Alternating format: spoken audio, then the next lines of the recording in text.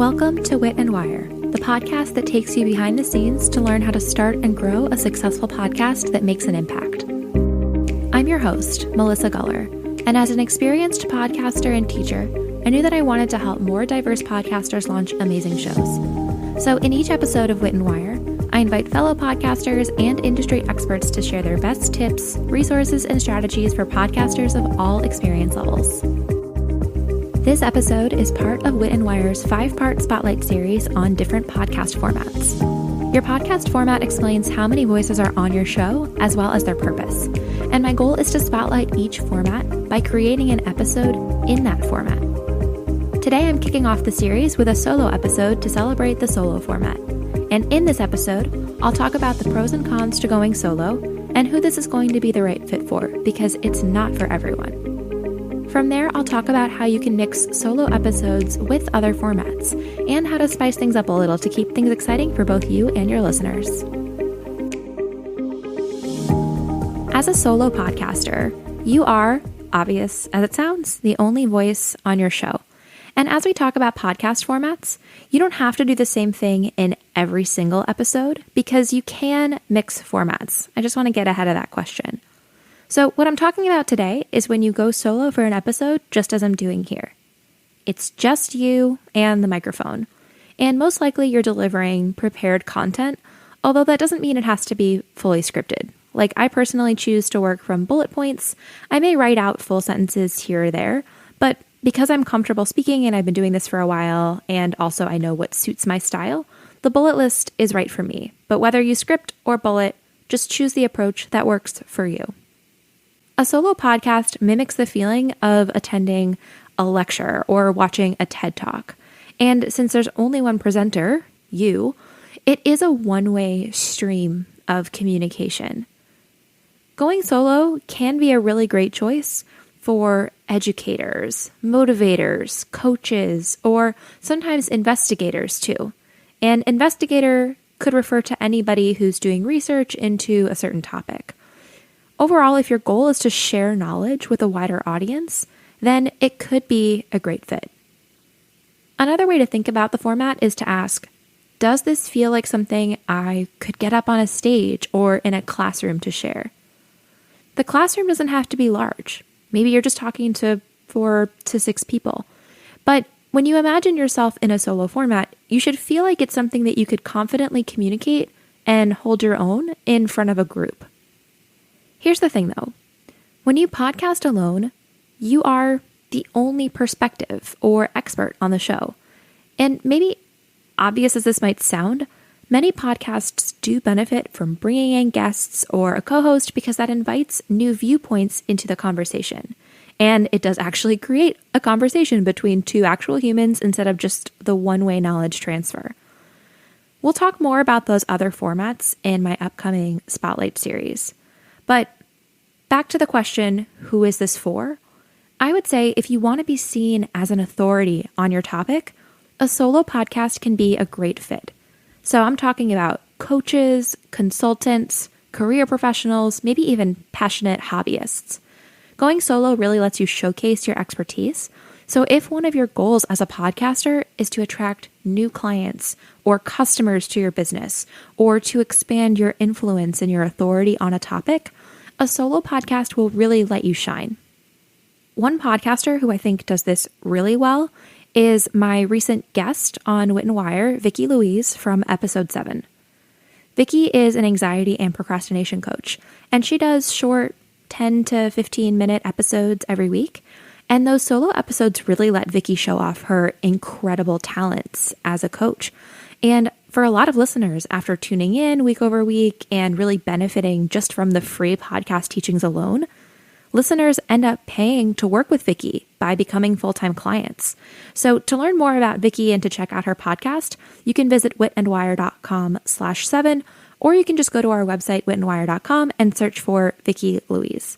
And I think she's a really great example of a solo podcaster where every single one of her episodes is a solo format. And actually in that episode, she gets more in depth about why she chose to go solo after thinking she would start off with an interview show. So it's definitely worth the listen.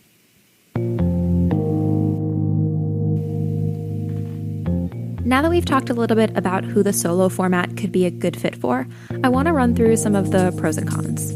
So on the plus side, as we've shared already, going solo is a really great way to educate people. So if you do have great knowledge to share or a new perspective on a topic or a passion for a topic, going solo can really position you as the expert, and people will start to think of you when it comes to that topic. For example, when I go solo on Wit Wire's podcast, it starts to really elevate my knowledge as somebody in the podcasting field. And when you're interviewing, to give maybe a counter example, you're often showing off the other person's expertise, and being associated with experts does still absolutely build your credibility. But if you are, like we said before, a coach or a consultant or somebody who wants to showcase your work, going solo is a great way to do just that. It's also great if you're doing research and you almost want to peel back the curtain behind a topic, whether it's something going on in pop culture, news, trending, or even something that isn't current events, but something that you want to learn more about. Solo can be a great way to kind of show off your chops and share what you've learned. The other great thing that we've covered is that going solo builds your authority because people start to see you as an expert. And to wrap up the list of pros, this is a double-edged sword, but when you're solo, it's all on you. That doesn't necessarily mean that you have to do all of the work alone, but it's your creative vision, it's your content. You're really the owner in full of the podcast and the way that it feels.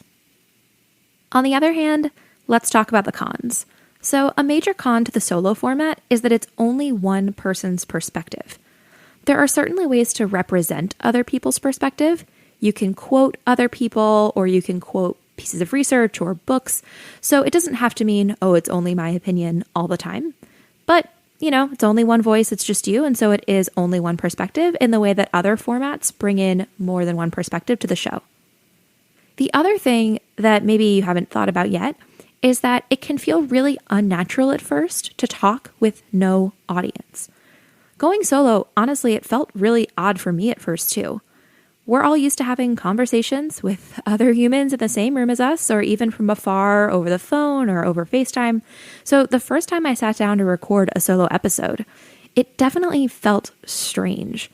And even then, I felt like I was starting off maybe more experienced than most because I'd already been teaching for years and I feel really comfortable presenting. But despite all of that, when I hit record on my first solo episodes, there's nobody around. Like, you're literally just talking maybe to a wall in front of you or to your computer screen. There's nobody to laugh at your amazing jokes. And it's a really odd feeling to get used to. And I wanted to share that not to dissuade you, but just to reassure you that it is a learned skill to go solo on a podcast. And as with everything in podcasting, the more you do it, the better you'll get. So I wouldn't let the fact that it feels a little awkward or unusual at first totally deter you from going solo. The last con is that double-edged sword I mentioned earlier. When you're solo, everything is on you. Recording, editing, publishing, marketing, all the things. If that is the biggest con for you, there are absolutely ways to solve that. Certainly at Wit Wire, we have services and courses to help you do just that. But I wouldn't let that stop you.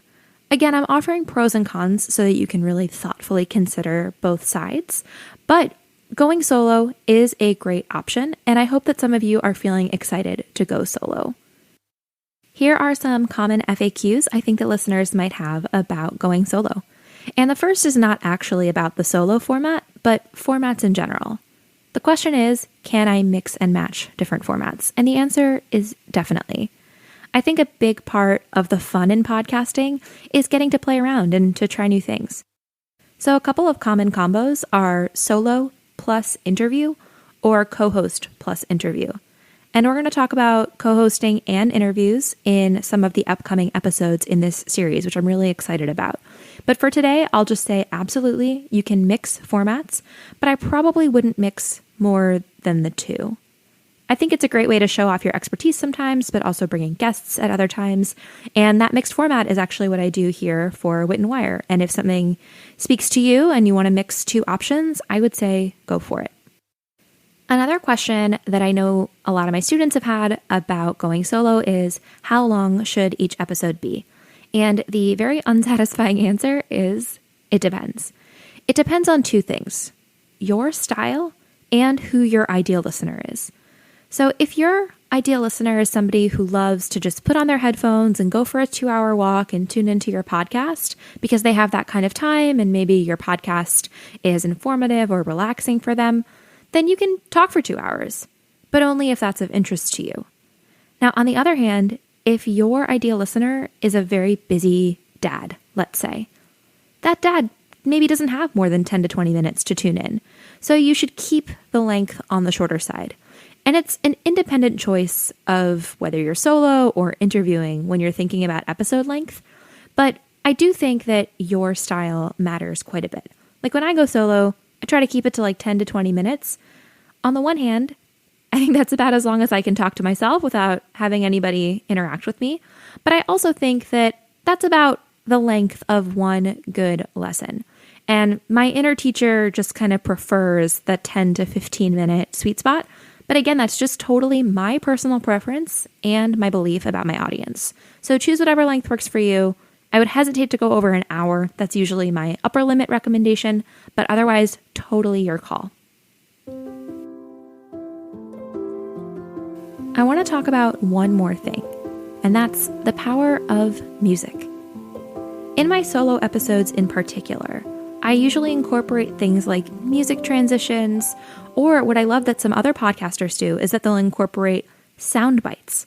A sound bite is just a short audio clip, whether it's a listener asking you a question or a snippet of another recording, and as long as that recording is not protected by copyright, then you should be okay to use it in your podcast, but make sure you read the fine print on that since I'm not going to get too in-depth there. But the reason why I like having audio clips in a solo episode is I think it breaks up the sound of just your voice. I have been told that I have a very soothing voice, which is a huge compliment and I appreciate it. But I also worry it means that it's a little bit easier to tune me out. And so if I bring in elements like a music transition, that recaptures the listener's attention. If I bring in a sound clip of an FAQ from somebody in my audience, maybe they submitted a question and I wanted to play the actual sound of their voice. Again, that creates interest, audio interest. And for a solo episode, especially if you want to go on for, 20 minutes or longer, I think that those elements are really key. So I would encourage you to get a little bit creative. I think that's part of the fun of podcasting is the creativity that you can try new things. So play with music, play with different audio clips, and in the show notes, I'll make sure to include some links to some of my favorite places to get podcast-friendly music online. To quickly recap today's episode, we talked about the pros and cons of going solo and who it might be the right fit for, because it definitely isn't for everyone to just talk at a microphone all alone with no audience, but it is such a great fit for educators, coaches, consultants, anyone trying to build your authority, share your knowledge, share your passion, grow your expertise, and really present yourself to your audience.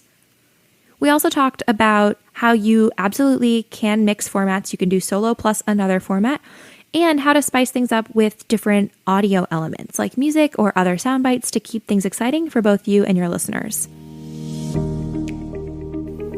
Thank you so much for joining me this week. To see a recap from today's episode or to learn more about the other podcast formats in the series, visit witandwire.com/10. That's the number 10. And if you want to get an alert about next week's episode, make sure you subscribe to the podcast. The best way to subscribe is right through our website at witandwire.com/podcast. Up next, our podcast format series continues with a feature on co-hosting. It is one of my personal favorites, although it is not right for everyone, and I'm so thrilled that my Booksmart co-host Em Hamelshaver is joining us. Thank you again for tuning in with me, Melissa Guller, in this episode of Wit and Wire. I'll see you next time, podcasters.